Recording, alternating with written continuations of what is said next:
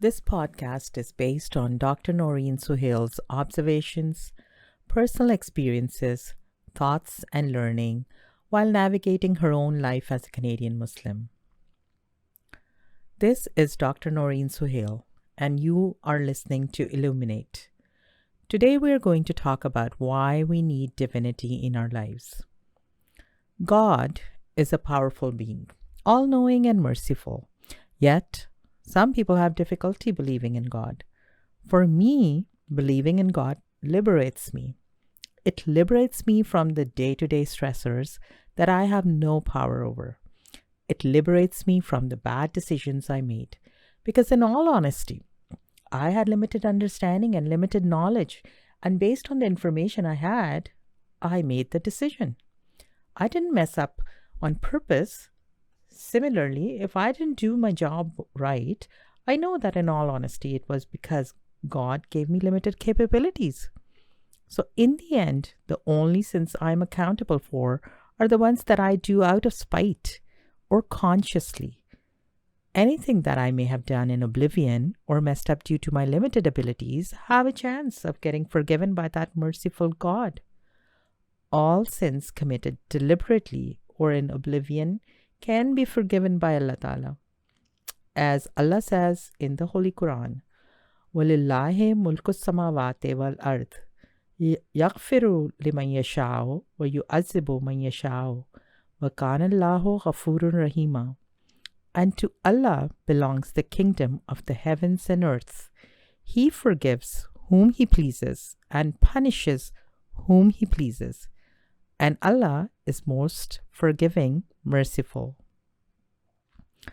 I think people are moving away from God because they don't like the added stress of a divine power scrutinizing on them, tracking their thoughts and actions. For me, it's the opposite.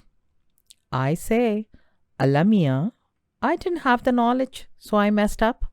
You know my ignorance and shortcomings. Please help me fix them. Or another time I might say, well, Allah Mia, you showed me the sign, but didn't help me comprehend it. So now I'm a train wreck. Now only you can fix it. Please help me.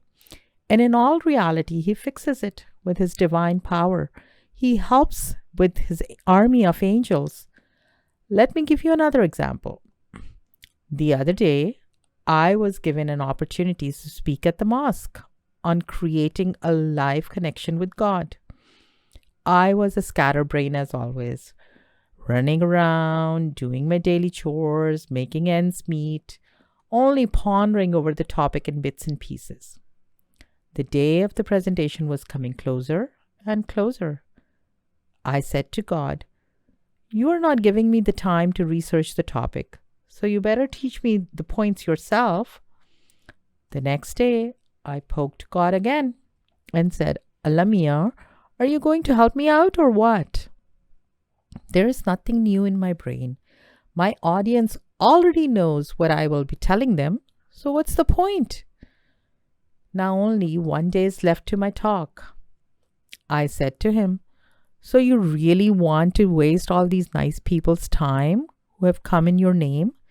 And because of my low intellect brain and low level time management skills, you're going to let them be disappointed? Last day comes. Here's me. I'm begging you, if you're too busy, send your angels to help me. Please. At night, I pray to Nafil for my PowerPoint, put a few coins in the Sadqa jar, and write a letter to Hazur requesting prayers for my brain to work. I pray, my dear Allah Mia, this is your message I'm delivering to your people. I'm only a meager being. Help me deliver your message to your people. Then I sit at the computer and the thoughts pour out. Points that I was not aware of.